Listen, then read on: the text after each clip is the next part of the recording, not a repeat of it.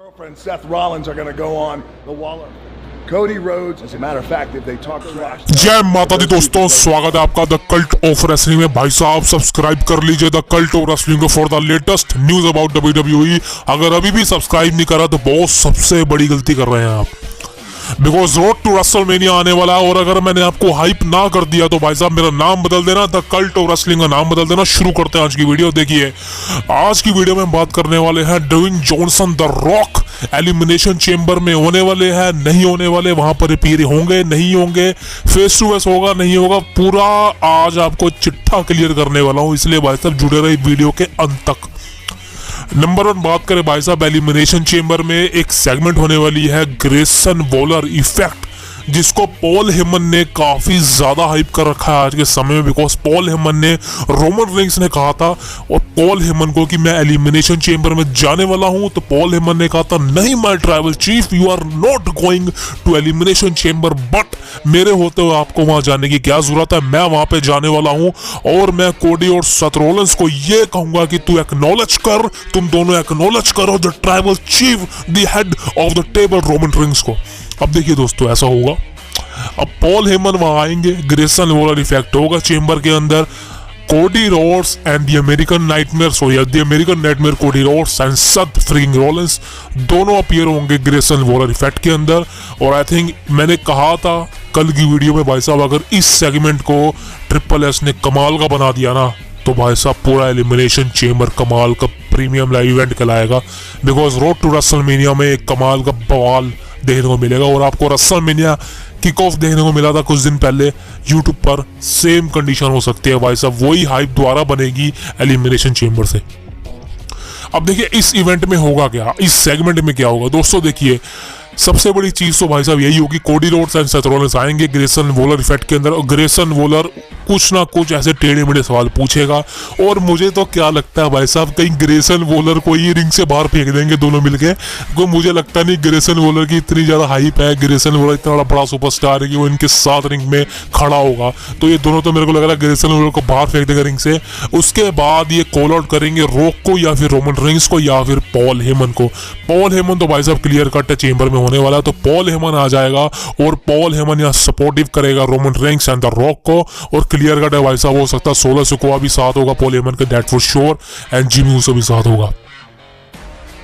अब क्योंकि दोस्तों आपने देखा ही था कि मंडे नाइट रो के अंदर जिमी ऊसो ने जे ऊसो पर अटैक करके क्लियर कर दिया था उनकी टेंशन रेसलमेनिया के लिए क्या होने वाली है। तो यहाँ पर Cody Rhodes and Seth Rollins का साथ देने जे ऊसो भी आ सकता है, क्लियर सी बात है। लेकिन अभी हम उस बारे में बातचीत नहीं करेंगे, हम बात करेंगे लेटेस्ट क्या है दोस्तों। एक वीडियो WWE कंपनी प्रेजेंट करती है और इस वीडियो के अंदर हमें ड्वेन जॉनसन द रॉक देखने को मिलते हैं। वही गिमिक, वही कैरेक्टर था जो कि स्मैकडाउन में था। और वहां पर रॉक कहते हैं कि कोडी रोड्स एलिमिनेशन चेंबर में जाने वाला है अपनी गर्लफ्रेंड के साथ। जी हाँ भाई साहब क्या लाइन बोली है, कोडी रोड्स अपनी गर्लफ्रेंड के साथ जाने वाला है, यानी कि सेथ फ्रीकिंग रॉलिंस को कोडी रोड्स की गर्लफ्रेंड बना दिया भाई साहब रॉक ने। Is amazing character, I think the best persona of him.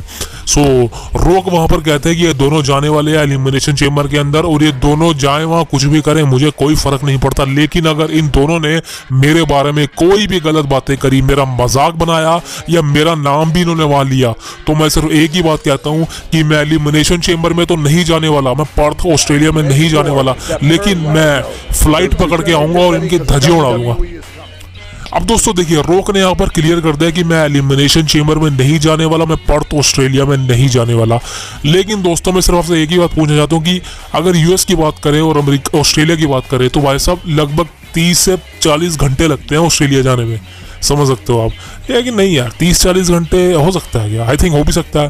Because America कहाँ है और ऑस्ट्रेलिया कहाँ है, काफ़ी लंबा डिस्टेंस है, तो करीबन आप लगा सकते हैं भाई साहब एक दिन तो लगता ही होगा, गिनती के 15-20 घंटे। एलिमिनेशन चेंबर कितने घंटे का शो होने वाला है, ज़्यादा से ज़्यादा 2.5-3 घंटे का। सो रॉक कहाँ से पहुँच जाएगा उड़ के, हवा में तो उड़ नहीं सकता, कहीं वो ब्लैक एडम बन जाए अपनी मूवी वाला, समझ रहे हो आप तरह से। लेकिन देखा जाए तो भाई साहब रॉक ने यहाँ पर क्लियर कर दिया कि वो चेंबर में नहीं होने वाले। लेकिन दोस्तों मैं सिर्फ आपको एक ही चीज़ कहना चाहता हूँ, ऐसा मत समझिए। रॉक ने एक लाइन कही थी एंड में कि मैं फ्लाइट पकड़ के वहाँ पहुँच जाऊँगा और उसी वक्त उनकी धज्जियाँ उड़ा दूंगा, मुझे टाइम नहीं लगेगा पहुँचने में। तो इसका क्लियर कट मतलब ये है कि रॉक अपीयर हो चुके हैं चेंबर में और रॉक एलिमिनेशन चेंबर में होंगे, पर्थ में शायद रॉक पहुंच भी चुका होगा, लेकिन एक बात तो क्लियर है कि आपको रॉक देखने को मिलेगा एलिमिनेशन चेंबर के अंदर, और वहीं से हमें स्टोरी लाइन आगे कंटिन्यू होती दिखने वाली है। Cody Rhodes, Seth Rollins versus Roman Reigns and the rock.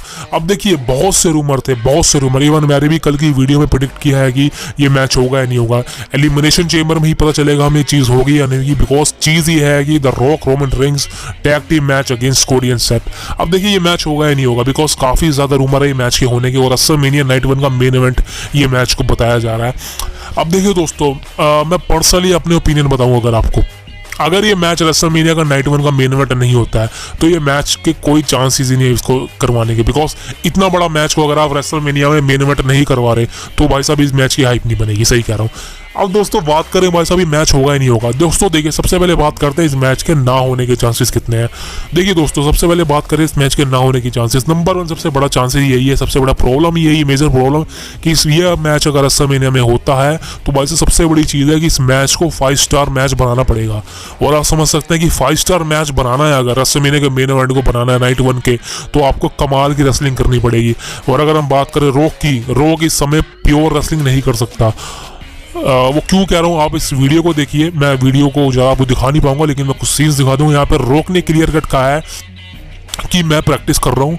PAT McAfee के शो पर रॉक गया था और उसने वहाँ पे क्लियर करा था कि मैं तैयार हूँ रेसलिंग के लिए। मैंने कहीं शहरों में जहाँ मैं जाता हूँ वहाँ मैंने रिंग को सेटअप करके रखा हुआ है और वहाँ पर मैं अपनी प्रैक्टिस करता हूँ, लेकिन मैं उतना अभी 100% क्लियर नहीं हूँ कि मैं रेसलिंग कर सकता हूँ, लेकिन मैं प्रैक्टिस जारी कर चुका हूँ और मैं रेसलिंग करूँगा। लेकिन क्योंकि रेसलिंग से मेरा काफ़ी लंबा गैप हो चुका है, लगभग 10-12 सालों का, तो मुझे काफ़ी प्रॉब्लम होगी रेसलिंग करने में। तो यहाँ पर रॉक ने क्लियर कट एक्सेप्ट किया है पैट मैकेफे के शो पर कि मैं रेसलिंग अभी के हिसाब से मैं तैयारी कर रहा हूँ, लेकिन मैं पूरी प्रॉपर रेसलिंग नहीं कर सकता हूँ। और आपको पता है कि अगर रॉक वहाँ पर रेसलिंग नहीं करेगा, खाली रोमन इसके साथ टैग इन करता रहेगा, तो वैसा वो मज़ा नहीं आएगा। समझ सकते हो आप। सो क्लियर कट है। पर्सनली अगर मैं प्रेडिक्ट करूँ आपको, ये मैच में सबसे बड़ी चांसेस तो यही कि रॉक रेसलिंग नहीं कर सकता। इसके बाद चांसेस क्या है इस मैच के ना होने के?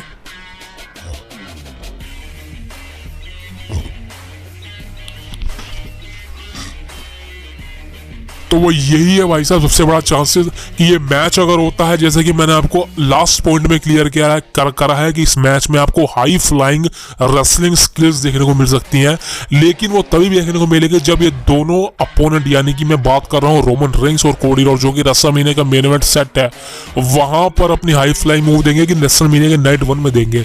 और आपको समझ सकते हो कि अगर 5 स्टार रेटिंग का मैच देना है तो आपको सबसे बड़ी प्रॉब्लम से गुजरना पड़ सकता है, वो है इंजरी। समझ सकते हो आप। रेसलमेनिया नाइट 1 को अगर ये मैच मेन इवेंट करेगा तो भाई साहब क्लियर कट है मैच में रेसलिंग कमाल की होगी और लगभग 30 से 35 मिनट तो ये मैच चलेगा, बिकॉज अगर ये मेन इवेंट हुआ और 30 से 35 मिनट के मैच में किसी 2 सुपरस्टार को तो लगातार रेसलिंग करनी पड़ेगी। और वो 2 सुपरस्टार कौन होगा?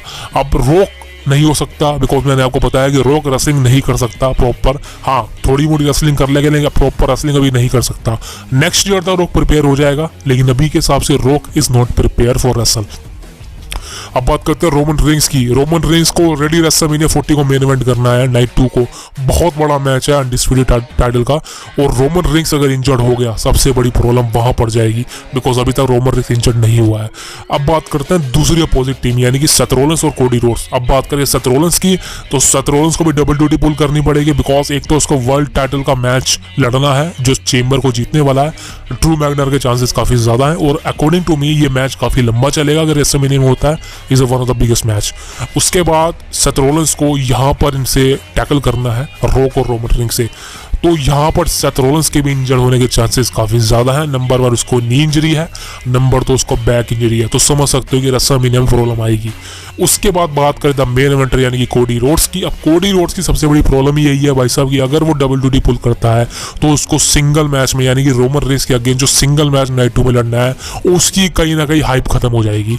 मैं क्यों ऐसा कर रहा हूँ? बिकॉज टैग इन मैच है, मानता हूँ कि टैग इन मैच है, सिंगल सुपरस्टार ज़्यादा देर तक रिंग में नहीं लड़ सकते, इंटरफेरेंस हो जाती है, दूसरा पार्टनर आ जाता है। बट यहाँ पर भाई साहब एक मेन इवेंट सुपरस्टार है 2, और वो उस मैच के अंदर है इनबिल्ट, तो भाई साहब डबल ड्यूटी पुल करने हुए सवाल ही नहीं उठता। और सबसे बड़ी प्रॉब्लम ही वही है कि ये 2 मैच, अगर ये 2 सुपरस्टार लड़ते हैं तो भाई साहब किसी एक को इंजरी हो सकती है, बिकॉज करीबन 30 से 35 मिनट का ये मैच डिलीवर करना बहुत ज़रूरी है। और आई थिंक मुझे नहीं लगता पर्सनली कि ट्रिपल एच इतना बड़ा रिस्क लेगा, वो भी रेसलमेनिया के दिन। I don't think so. अब दोस्तों ये तो बात हो गई नेगेटिविटी की, अब बात करते हैं इस मैच के चांसेस कितने होने के। तो भाई साहब ये मैच के चांसेस नहीं है आई एम सॉरी, ये मैच के चांसेस नहीं है यार जी, बिल्कुल इस मैच के 0 चांसेस है। और मैं प्रेडिक्ट कर चुका हूँ, ये मेरी प्रेडिक्शन है, द कल्ट ऑफ रेसलिंग की प्रेडिक्शन है कि ये मैच आपको देखने को नहीं मिलने वाला। रोक रोमन कोडी सेट एक समय पे मैच हो सकता है, लेकिन अभी के हिसाब से कोई प्लान नहीं है कि रेसलमेनिया में मैच होगा, बिकॉज क्लियर कट है रोक को छोड़कर बाकी 3 सुपरस्टार को डबल ड्यूटी पुल करनी पड़ेगी, जो कि आज के समय में बहुत मुश्किल है। और सबसे बड़ी प्रॉब्लम वही है भाई साहब, कोई एक मैच को अच्छा बनाने के लिए आप दूसरा मैच खराब नहीं कर सकते, बिकॉज रोक को छोड़कर रोमन कोडी सेट तीनों को डबल मैच लड़ना पड़ेगा। और समझ सकते हो किसी एक मैच को ही बढ़िया बना सकते हो आप, 2 को नहीं। सबसे बड़ी प्रॉब्लम ये है। सो जो लोग सोच रहे हैं ये मैच होगा रेसलमेनिया में एलिमिनेशन चेंबर में, कोडी और सेट चैलेंज करेंगे रोक और रोमन को, यार ऐसा नहीं होने वाला। बिकॉज कहीं ना कहीं रोक आएगा जरूर चेंबर के अंदर, एलिमिनेशन चेंबर में कोडी और सेट के साथ फेस टू फेस होगा, बट यहाँ पर कोई ब्रोल ऐसा कुछ देखने को मेरे पर्सनली नहीं लग सकता। अटैक हो सकता है लेकिन रोक अटैक नहीं करेगा, और चीजें सामने आ सकती हैं। इस बार शायद कोडी रोड्स और रोक के बीच प्रोमो हो जाए जहां पर कोडी रोड्स को अपर हैंड मिले, समझ सकते हो आप। बट पर्सनली के हिसाब से मैं आपको क्लियर कर दूं दोस्तों, आपके मन में कोई डाउट नहीं रहना चाहिए कि ये मैच होगा या नहीं होगा। ये मैच नहीं होगा, ये मैच फ्यूचर के लिए हो सकता है, शायद सऊदी अरेबिया में ये मैच हो जाए, बिकॉज वो भी बड़ा इवेंट होता है। लेकिन अभी के हिसाब से रेसलमेनिया में कोई डबल ड्यूटी पुल नहीं होगी। रेसलमेनिया नाइट 1 का main event I think in my personal opinion या तो रिया रिप्ली वर्सेस बेकी लिंच होगा, या फिर बेली वर्सेस ईओ स्काई होगा, या फिर जिसके सबसे ज़्यादा चांसेस है Seth Rollins versus Drew McIntyre होगा, दैट फॉर श्योर। तो दोस्तों ये थी आज की वीडियो, उम्मीद है आपको वीडियो पसंद आई होगी। तो प्लीज सब्सक्राइब कर लीजिए द कल्ट ऑफ रेसलिंग को for the latest news about WWE। Video पसंद आती है तो वीडियो को लाइक जरूर मार दे कीजिए, बिकॉज अगर वीडियो छोड़ के निकल जाते हैं तो कहीं ना कहीं भाई साहब ऐसा लगता है कि मेरी वीडियो किसी ने देखी नहीं। सो आपकी दुआ से आगे बढ़ेंगे। एंड जय माता दी, जय भगवान राधे कृष्ण, धन्यवाद।